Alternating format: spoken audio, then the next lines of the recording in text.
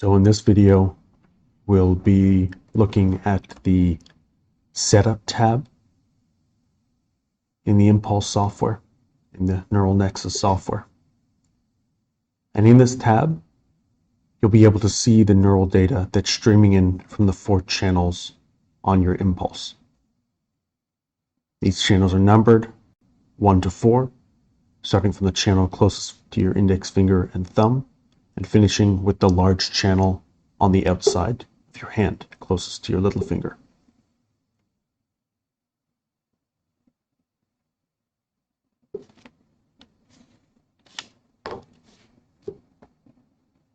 So when we first put on Impulse, in the previous video,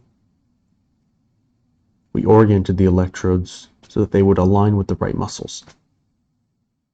Using this interface, we can confirm that the electrodes are oriented properly. So you'll notice right away when my hand is relaxed that these lines that show up on the graphs in the light blue are very, very small. There's not a lot of activity happening. Versus if I clench my fists, there's lots of activity. When you're relaxing your hand, looking at this first and second channel, that's what you want to see. Very low, what we call noise.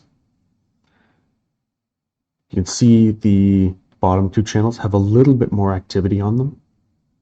One way to get rid of this is to wait a few seconds, maybe 30 seconds or a minute for that noise to go down.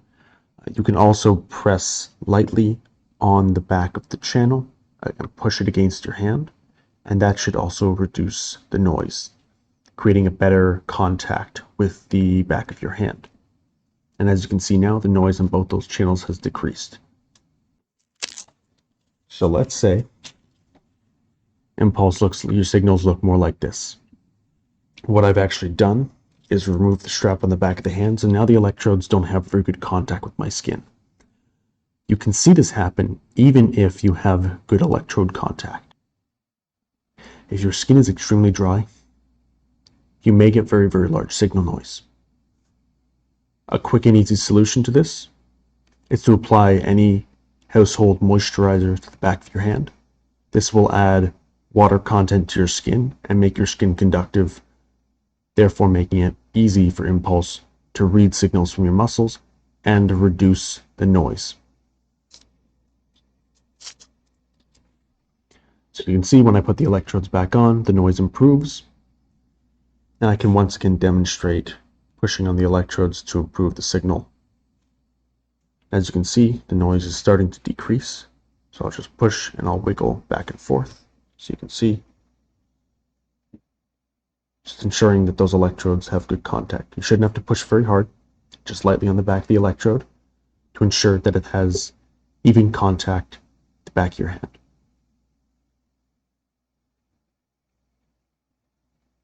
What I'll show you as well on the inside of Impulse is what those electrodes, what you want them to do. So you have these 3 silver electrodes.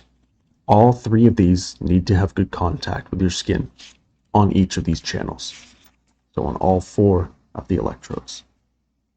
As you can see, but there's noise on some of them. If I place my finger across it, I push. On channel 2, for instance, when I let go, channel 2 gets very noisy.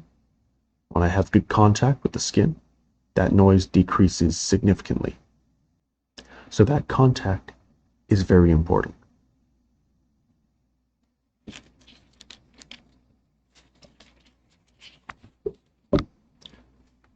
That concludes the walkthrough for the setup window. In the next video, I'll walk through the calibration and training process for Impulse.